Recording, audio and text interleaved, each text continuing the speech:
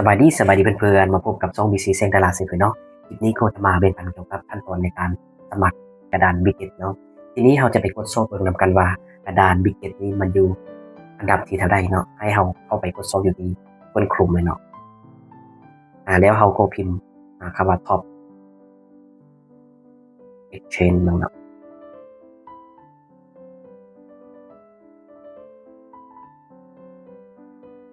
แล้วก็เข้าไปเบิ่งมากดเบิ่งตัวนี้เนาะสำหรับตัวนี้จะอยู่ในCoinMarketCap เนาะให้เรามาเบิ่งว่ามันอยู่ระดับที่เท่าใดเนาะซึ่งก็เช่นเคยเนาะอันดับที่1ก็เป็นกระดาน Binance ต่อมาก็สิเป็น Coinbase เนาะBit ต่างๆ OKX ต่างๆเนาะซึ่งว่ากระดาน Bitget จะอยู่อันดับที่6เนาะก็ซึ่งว่าเป็นกระดานที่น่าเชื่อถืออยู่เนาะทีนี้เราจะไปดาวน์โหลดกระดาน Bitget อยู่ที่ Play Store หรือ App Store ได้เลยซึ่งว่าข้าพเจ้าใช้ Android เนาะข้าพเจ้าพาเพื่อนๆไปดาวน์โหลดPlay Store นำกันได้เลยอันนี้ก็จะเป็น Play Store เนาะแล้วพิมพ์คำว่า Bitget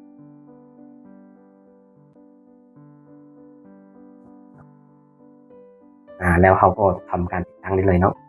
ให้เรารอท่าเนาะจนกว่าการติดตั้งสำเร็จเนาะ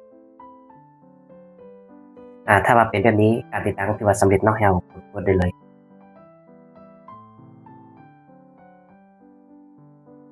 กดต่อไปเลยเนาะ continue เลยโอเคเลยแล้วก็กดแจ้งเตือนเลยเนาะอนุญาตแจ้งเตือนเลยกดไม่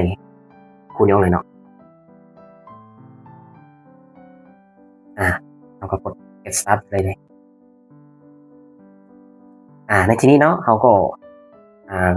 ใส่อีเมลของเราเลยเนาะ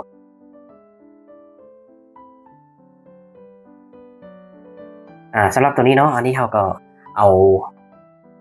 รหัสแนะนำมาใส่เนาะผู้ใดเพื่อนคนใดยังบ่ทันมีรหัสแนะนำก็เอารหัสแนะนำอยู่กล่องวิดีโอนี้ได้เลยเนาะ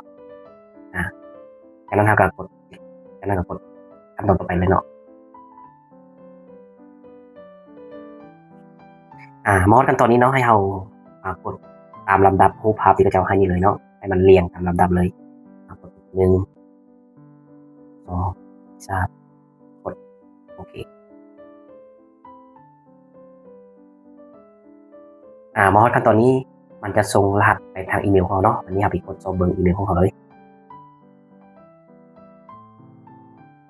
มันส่งมาเป็นที่ห้อยเนาะก็ copy รหัสตรงนี้เลย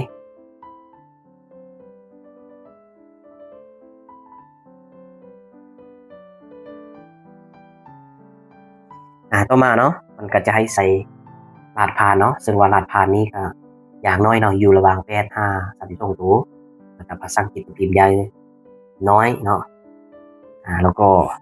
ด้วยตัวเลขแล้วก็ตัวอักษรพิเศษเนาะหลังจากที่เราใส่รหัสผ่านแล้วเนาะถ้าครบแล้วมันจะให้ติดเป็นแบบนี้เนาะจากนั้นเราก็กดไปเลยมอดขั้นตอนนี้เราจะเพิ่มความปลอดภัยเข้าไปเติมก็ได้เนาะโดยเฉพาะมันอาจจะสแกนใบหน้าบ่หรือว่าใส่สแกนนิ้วมือเนาะซึ่งว่าข้าพเจ้าจะบ่ได้เพิ่มตัวนี้เถื่อเนาะกดกากบาทออกก่อนโอเคมอดขั้นตอนนี้เนาะมันจะให้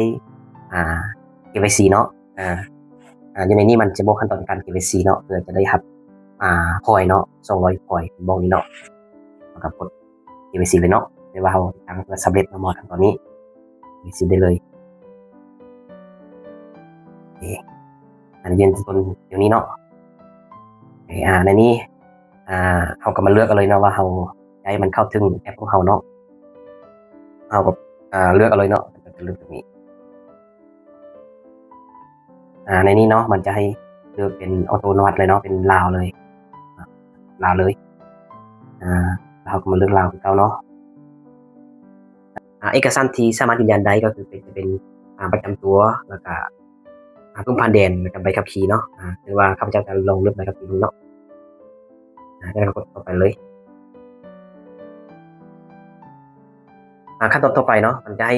ถ่ายรูปเอกสารของเราแล้วก็เซลฟี่เนาะขั้นตอนต่อไปเลย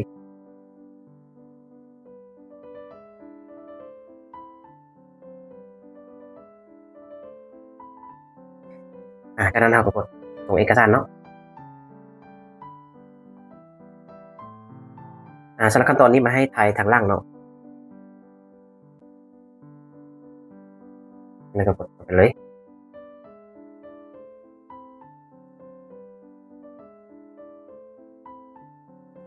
ขั้นตอนต่อไปมันให้ทายสแกนใบหน้าเนาะ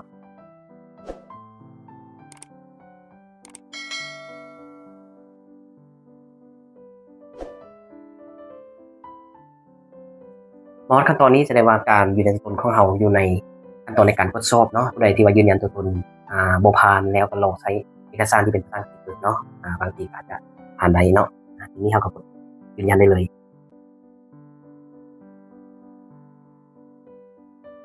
ให้เราลองเข้าไปเสร็จหมดเนาะตรงนี้ก็จะเป็นหน้าหลักกระดานมิดเจ็ตเนาะมันคล้ายๆคือกับกระดานคนอื่นนั่นเลยเนาะผู้ใดบ่ทันมีกระดานนี้ก็กดลิงก์อยู่ของวิดีโอนี้สมัครได้เลยเนาะคลิปวิดีโอต่อไปข้าพเจ้าจะมาแบ่งปันขั้นตอนในการนำใช้กระดานนี้เนาะคลิปนี้คงจบเพียงเท่านี้ลาไปพบกันในคลิปต่อไปสบายดี